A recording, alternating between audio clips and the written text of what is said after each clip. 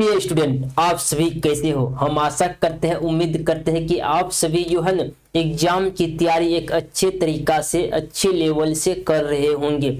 आज के क्लास में हम आप सभी के लिए लेकर आ गए हैं ऑब्जेक्टिव क्वेश्चन, जो कि परीक्षा के दृष्टिकोण से बहुत बहुत महत्वपूर्ण है। आज हिंदी का जितना भी वीवीआई क्वेश्चन यानी परीक्षा में पूछे जाने की संभावना है क्वेश्चन है, सारा ऑब्जेक्टिव क्वेश्चन को हमने छांट करके लाया हूँ यहाँ पे। यानी यहाँ पे देखिएगा, जितना भी ये ऑब्जेक्टिव क्वेश्चन पूछा गया है सारा का, यानी जो है ना ये वीवीआई क्वेश्चन है जितना भी है, और साथ ही साथ पूछे जाने की संभावना बनती है इन सभी क्वेश्चनों का। इसीलिए हमने इन सारे क्वेश्चन को एकत्रित करके लाए हुए इस क्लास में। चलिए तो आज की क्लास को स्टार्ट करते कि बेहतरीन तरीका से।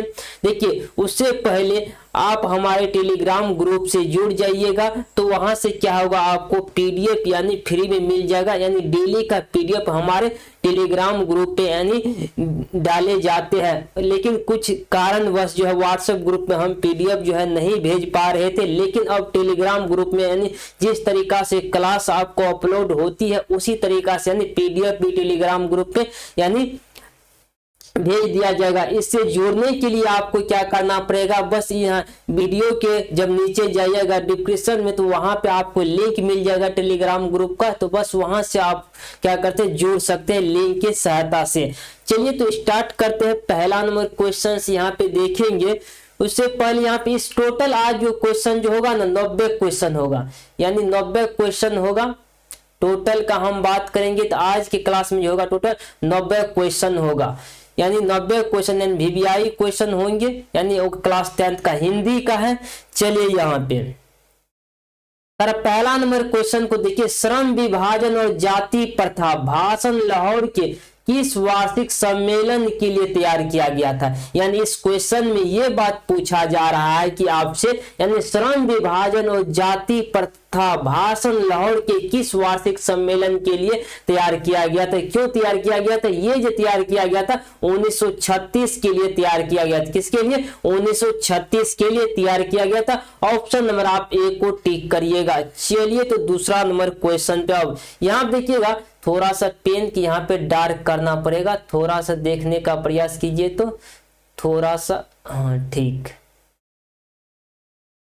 अब यहाँ देखिए दूसरा नंबर क्वेश्चन को, बाबा साहेब भीमराव अंबेडकर का निधन हुआ था। यानी कह रहा है कि बाबा साहेब भीमराव अंबेडकर का निधन कब हुआ था, ईस्वी पूछा जा रहा है। यानी भीमराव अंबेडकर का जो है, बाबा साहेब भीमराव अंबेडकर का यानी मृत्यु यानी निधन कब हुआ था, ये जो हुआ था 1956 ईस्वी में हुआ था। ऑप्शन नंबर हम सी को टिक करेंगे। कब हुआ था, 1956 ईस्वी में हुआ था। ऑप्शन नंबर हम सी को टिक करेंगे। तीसरा नंबर क्वेश्चन को देखिए, कर विडंबना का अर्थ है, विडंबना का अर्थ क्या होता है, उपहास होता है। ऑप्शन नंबर हम सी को टिक करेंगे। विडंबना का अर्थ क्या होता है, तो विडंबना का अर्थ जो होता है वह उपहास होता है। तो ऑप्शन नंबर आप हम सी को टिक करने का प्रयास करेंगे। अब यहाँ पे देखेंगे चौथा नंबर क्वेश्चन को, यानी एक बेहतरीन तरीका सारा क्वेश्चन को आप याद करते चलिए। यानी इस क्लास में पूरा 90 क्वेश्चन मैं करवाऊंगा, यानी पूरी तरीका से परीक्षा में पूछे जाने की संभावना बनती है। यानी कई क्वेश्चन जो है इसमें वैसा क्वेश्चन है जो कि पूछे गए एग्जाम में, जहां पे देखिए यहाँ पे ईस्वी भी लिखा गया है। कहा भारत में जाति प्रथा का मुख्य कारण क्या है। यानी कहा कि भारत में जाति प्रथा का मुख्य कारण जो है ना, हम करेंगे बेरोजगारी है। यानी जाति प्रथा का क्या है, गरीबी, लेकिन बेरोजगारी मारिएगा। ऑप्शन नंबर ए को टिक करते हैं। अब यहाँ पे देखिएगा पांचवा नंबर क्वेश्चन, मानव मुक्ति के पुरोधा किसे कहा गया। 2021 में यह क्वेश्चन पूछा गया कि मानव मुक्ति के पुरोधा किसे कहा गया। मानव मुक्ति के पुरोधा जो कहा गया है, पुरोधा जो कहा गया भीमराव अंबेडकर को कहा गया। किसको कहा गया, तो भीमराव अंबेडकर को कहा गया। ऑप्शन नंबर आप सी को टिक करिएगा। अब यहाँ पे देखिएगा छठा नंबर क्वेश्चन को, तो छठा नंबर क्वेश्चन को देखिए यहाँ पे कहा जाति प्रथा स्वाभाविक विभाजन नहीं है, क्यों। आपसे ये पूछा जा रहा है कि जाति प्रथा स्वाभाविक विभाजन नहीं है, क्यों, क्यों नहीं है, तो ये जो है रुचि पर आधारित नहीं होने के कारण यह है। तो ऑप्शन नंबर हम डी को टिक करेंगे। पढ़ेंगे, रुचि पदार्थ नहीं होने के कारण है। अब 7वां नंबर क्वेश्चन को देखिए, भारत में बेरोजगारी का मुख्य कारण क्या है? कारण कि भारत में बेरोजगारी का मुख्य कारण क्या है? भारत में बेरोजगारी का मुख्य कारण जो है जाति प्रथा। ऑप्शन नंबर हम ए को टिक करेंगे, जाति प्रथा है। 8वां नंबर क्वेश्चन को देखिएगा, लेखक भारत में बेरोजगारी का एक प्रमुख प्रत्यक्ष कारण किसे मानते हैं?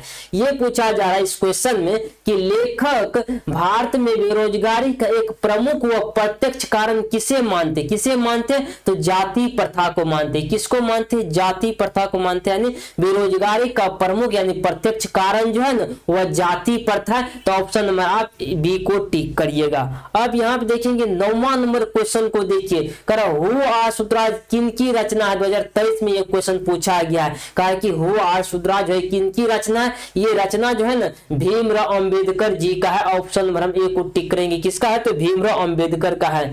अब 10वां नंबर क्वेश्चन को देखिए, भाईचारे का दूसरा नाम है। कहा कि भाईचारे का दूसरा नाम जो है लोकतंत्र है। क्या है? लोकतंत्र है। ऑप्शन नंबर हम बी को टिक करेंगे। यानी भाईचारे का दूसरा नाम क्या है? भाईचारे का दूसरा नाम लोकतंत्र है। ऑप्शन नंबर हम बी को टिक करेंगे।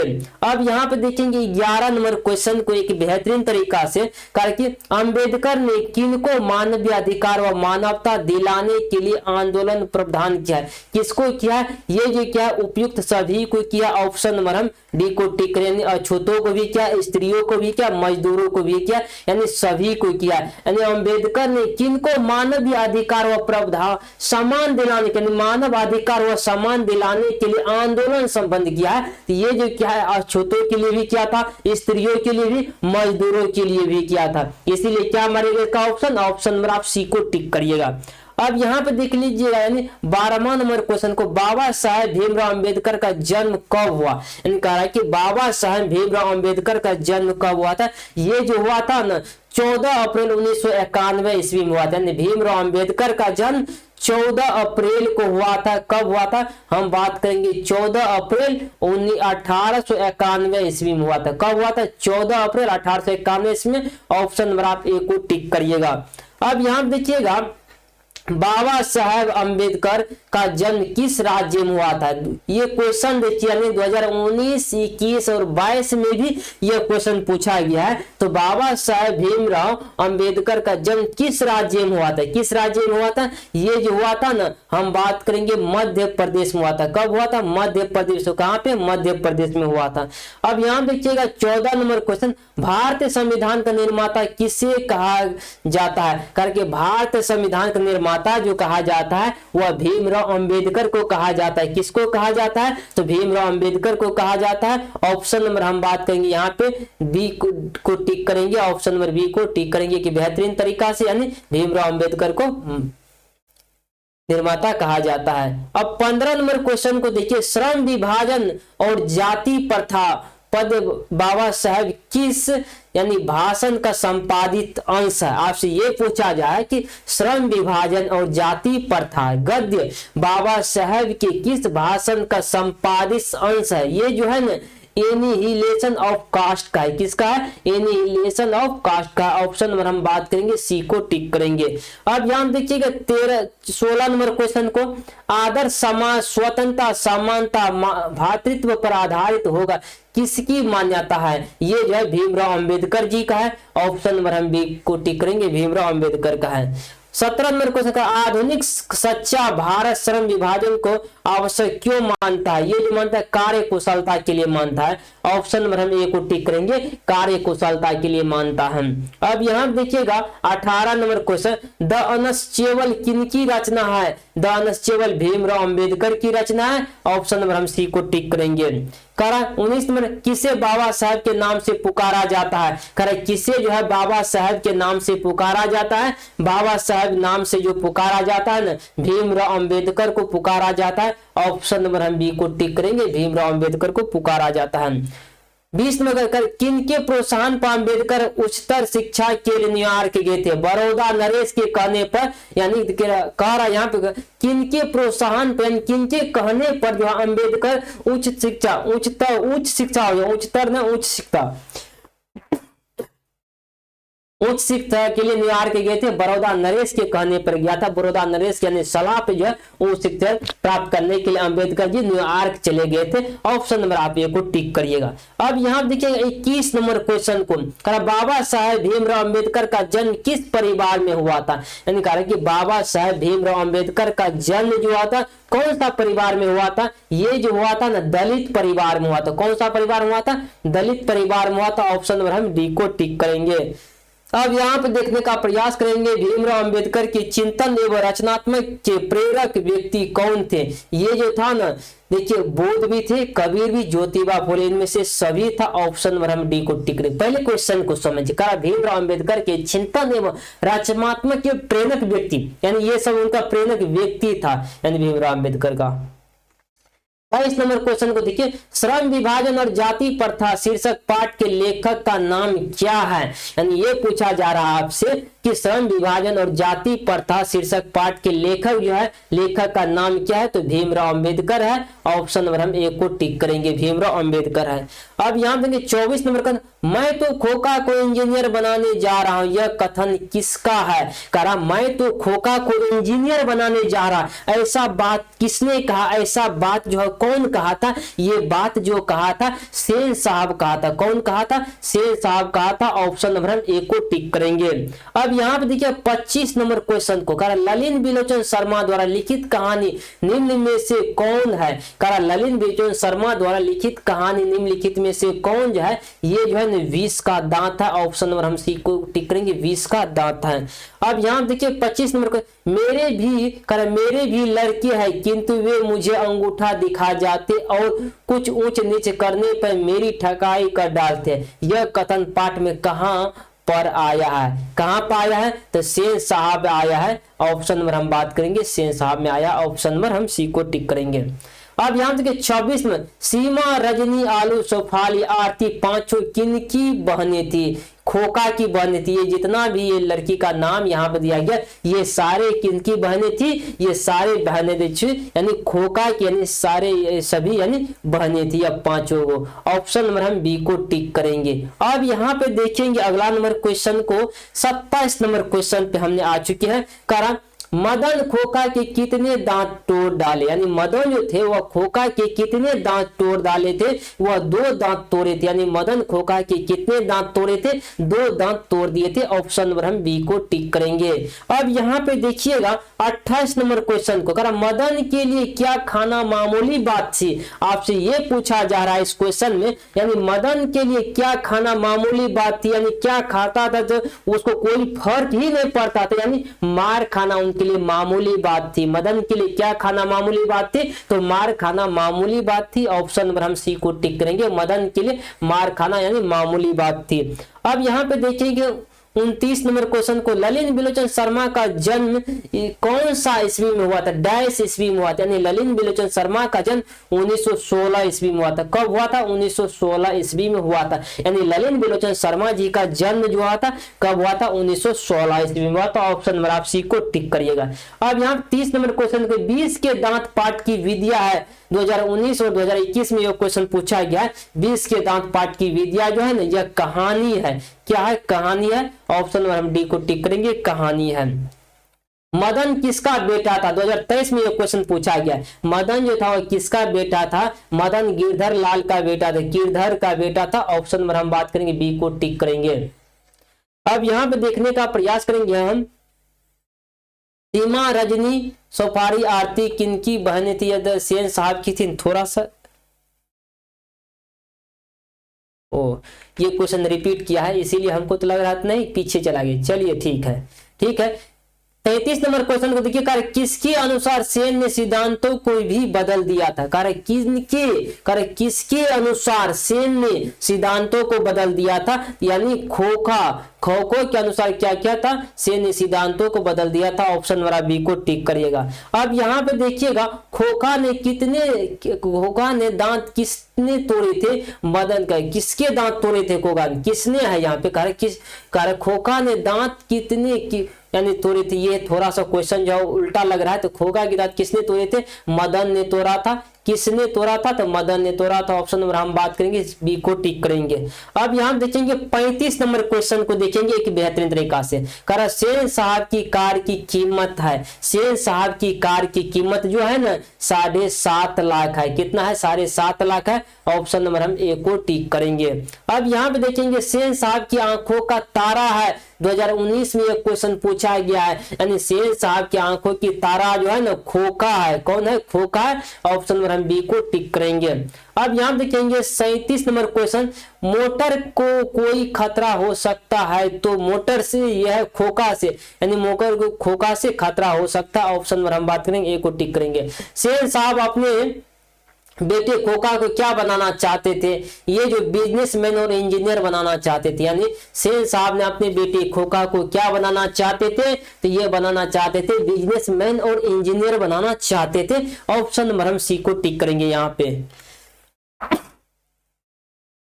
यहाँ पे देखिए 39 नंबर क्वेश्चन को 20 के दांत शीर्षक पाठ किस कहानी संग्रह से लिया गया है। कहा कि 20 के दांत शीर्षक पाठ किस कहानी संग्रह से लिया गया है। ये जो लिया गया है यानी 20 के दांत तथा अन्य कहानियों से लिया गया। ऑप्शन नंबर हम बात करेंगे, बी को टिक करेंगे एक बेहतरीन तरीका से। चलिए यहाँ देखिए 40 नंबर क्वेश्चन, सेन साहब की कितनी लड़कियां थी, ऐसा पूछा जा रहा है कि आपसे सेन साहब की कितनी लड़कियां थी। सेन साहब की 5 लड़कियां थी। ऑप्शन नंबर हम डी को टिक करेंगे, 5 लड़कियां थी। अब यहाँ 41 नंबर का वाफिक शब्द का क्या अर्थ है, तो परिचित है। ऑप्शन नंबर हम बात करेंगे सी को यहाँ पे। और 42 नंबर यहाँ पे क्वेश्चन पर हम देखने का प्रयास करेंगे। अब कर लेखक ललिन बिलोचन शर्मा की माता का नाम क्या था, यानी लेखक जो था ललिन बिलोचन शर्मा, उनकी माता जी का क्या नाम था। उनकी माता जी का नाम रत्नावती था। ललिन बिलोचन शर्मा की माता जी का नाम क्या था, रत्ना देवी था, रत्नावती था, रत्नावती। ऑप्शन नंबर हम बात करेंगे, बी को टिक करेंगे। अब यहाँ पे देख लीजिएगा 43 नंबर, सेन साहब की लड़कियां कैसी है। आपसे ये पूछा जा रहा है कि सेन साहब की लड़कियां जो है, सेन साहब की लड़कियां कैसी है। सेन साहब की लड़कियां जो है वो सुशील है। ऑप्शन नंबर हम सी को टिक करेंगे, सेन साहब की लड़कियां सुशील है। 44 नंबर क्वेश्चन को देखिए, 20 के दांत कहानी के रचिता कौन है। ललिन बिलोचन शर्मा जी है। ऑप्शन नंबर हम बी को टिक करेंगे, ललिन बिलोचन शर्मा जी है। अब यहाँ 45 नंबर कर वश विद्या का संबंध किससे है, ये जो है ना मानव विज्ञान से। ऑप्शन नंबर हम ए को टिक करेंगे। कर मैक्स मोलर ने कालिदास की किस पुस्तक का जर्मन भाषा में अनुवाद किया है, ये जो किया है मेघदूत में किया। ऑप्शन नंबर हम सी को टिक करेंगे। अब यहाँ देखेंगे 47, यूनान व रोम के संपूर्ण साहित्य से कहीं अधिक विशाल है, ये जो है संस्कृत भाषा और साहित्य भाषा। ऑप्शन नंबर में ए को टिक करेंगे।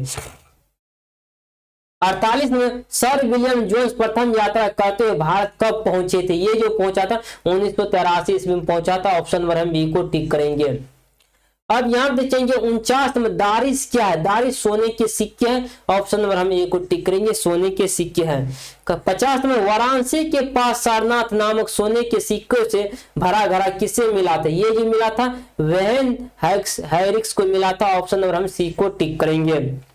अब यहाँ देखेंगे अगर किसके अध्ययन क्षेत्र में भारत के कारण नवजन्म का संसार हो चुका था, तो नीति विज्ञान का। ऑप्शन नंबर हम बी को टिक करेंगे, नीति विज्ञान का।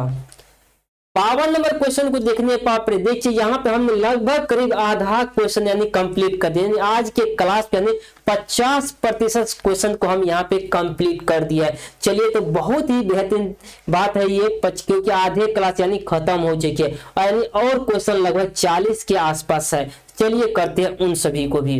करा हितोपदेश का जर्मन भाषा के अनुसार किसने प्रकाशित करवाया था, तो मैक्स मूलर ने करवाया था। किसने करवाया था, तो मैक्स मूलर ने करवाया था।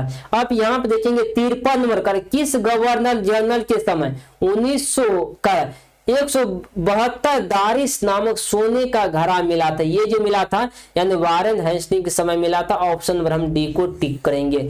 अब यहाँ पे देखिएगा करा 54 नंबर करा प्लेटो और काउंट का अध्ययन करने वाले यूरोपियन लोगों के लिए भारत का अध्ययन योग्य क्यों, यह भारत। ऑप्शन नंबर हम बी को टिक कर देंगे।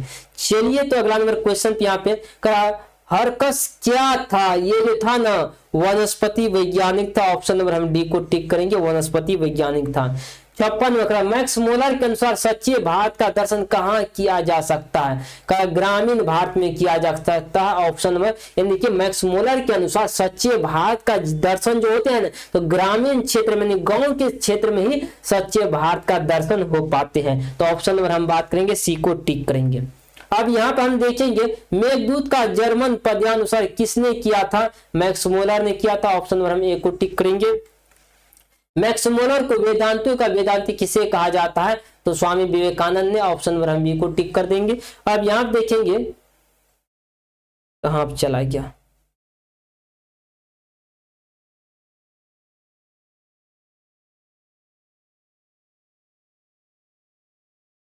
ठीक करा 59 में प्लेटो का काउंट थे, कर प्लेटो और काउंट कौन थे? वीर थे, ऑप्शन नंबर हम ए को टिक कर देंगे। कर सच्चा भारत, कर सच्चा भारत कहाँ बसता है? यानी सच्चा भारत जो है कहाँ पे बसता है? सच्चा भारत गांवों में बसता है। कहाँ बसता है? तो गांव में बसता है, ऑप्शन नंबर हम ए को टिक करेंगे। 61 नंबर कर वाराणसी के पास सारनाथ नामक सोने के सिक्के से भरा घड़ा किसे मिला था? ये जॉर्ज हेस्टिंग को मिला था, ऑप्शन नंबर हम सी को टिक करेंगे। थोड़ा सा यहाँ पे पेन क्यों, एक सेकेंड, थोड़ा सा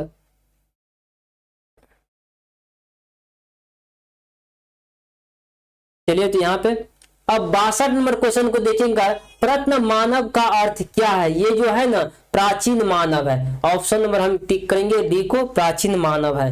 करा अब यहाँ देखेंगे हम 63 में भारत से क्या सीखे? करा भारत से हम क्या सीखे? तो ये क्या है? भाषण है, ऑप्शन नंबर हम सी को टिक करेंगे।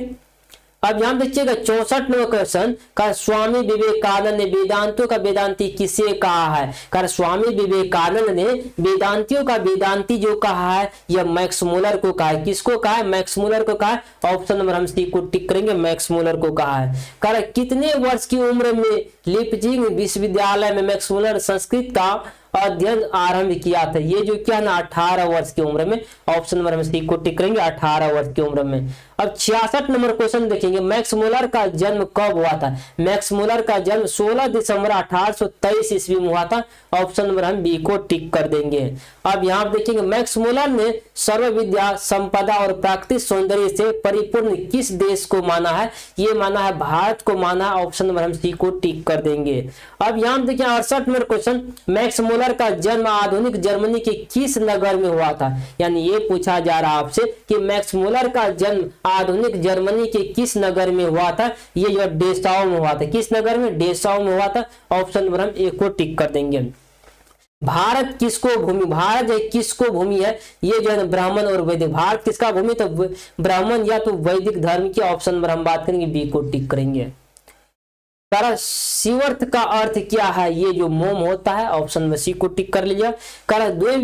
दुबे जी को किस रचना के लिए साहित्य अकादमी पुरस्कार मिला था? आलोक पर्व के लिए मिला था, ऑप्शन नंबर हम ये को टिक करेंगे, आलोक पर्व के लिए मिला था। 72 नंबर क्वेश्चन, लेखक आचार्य प्रसाद दुबे जी ने दैन्य जीवन किसे कहा? ये जो कहा अल्पज्ञ, क्या अल्पज्ञ पिता को कहा है, ऑप्शन नंबर हम ए को टिक कर देंगे यहाँ पे।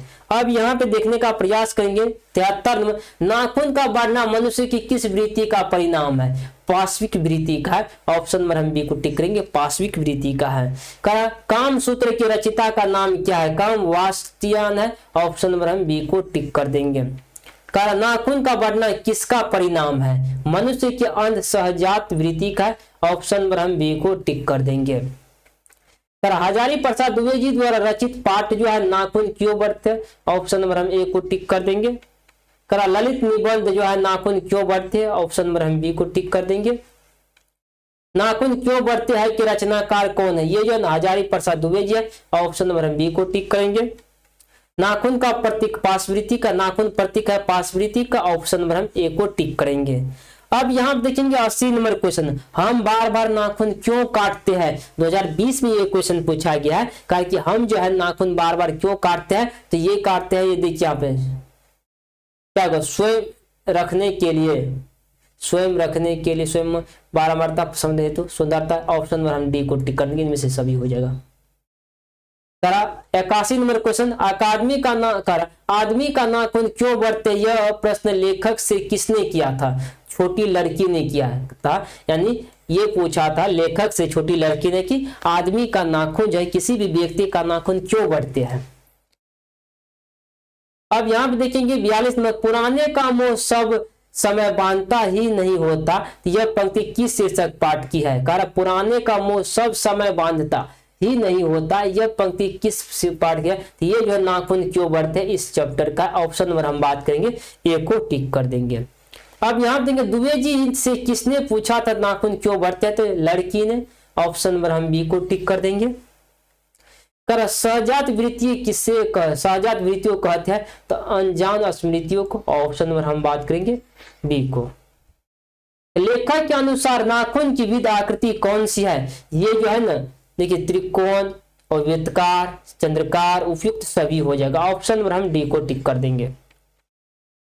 66 में दधीची की हड्डी से क्या बना था, ये बना इंद्र का ब्रज, ऑप्शन नंबर हम ए को टिक कर देंगे। आलोक पर्व शीर्षक निबंध संग्रह किसकी रचना हजारी प्रसाद दुबे जी का है, ऑप्शन नंबर हम ए को टिक करेंगे, हजारी प्रसाद दुबे जी का है। किस देश के लोग बड़े नख पसंद करते हैं, तो अंग देश, किधर, गौड़ देश के लोग बड़े नख पसंद करते हैं, बड़ा नख पसंद करते रखना। अब यहाँ 89 नंबर क्वेश्चन करा, अनामस दास का पोथा उपन्यास किस लेखक की कृति है, हजारी प्रसाद दुबे जी का, ऑप्शन नंबर हम ए को टिक करेंगे। अब यहाँ देखेंगे हजारी प्रसाद दुबे जी ने द्विविध अपराधी किसे कहा है, ये जो कहा है नाखून को कहा है, ऑप्शन नंबर हम डी को टिक कर देंगे। चलिए तो आज की क्लास में यहाँ तक ऑब्जेक्टिव हमने पूरा 90 क्वेश्चन करवा दिए हैं, जो कि परीक्षा के दृष्टिकोण से महत्वपूर्ण था। देखिए स्टूडेंट, मैं यही आपसे कहना चाहूंगा, आप कृपया अपने पढ़ाई ईमानदारी से करिएगा, क्योंकि देखिए हर समय ये मार्क जो है देखा जाएगा आपका, क्योंकि क्लास 10th का मार्क इंपॉर्टेंट होते हैं, इसलिए क्योंकि आपसे कोई भी पूछेंगे कि क्लास 10th में कितना मार्क, फिर ये समय चुक जाएगा और तो फिर वापस लौट के नहीं आएगा। तो चलिए तो आज की क्लास को हम यहीं पे स्टॉप करते हैं, तो अगले क्लास में बने रहने का प्रयास करिएगा, फिर जुड़ने का प्रयास करिएगा। हम इसी टाइप के क्वेश्चन यानी सभी सब्जेक्ट का लाने का प्रयास करूंगा बारी से बारी। अभी हिंदी पूर्णतः खत्म नहीं हुआ, मैं इसका 1-2 सेट करवा दूंगा, ताकि आपको पूरा, फिर ग्रामर का भी करवा दूंगा मैं। तो चलिए तो आज की क्लास को यहीं तक रहने देते हैं।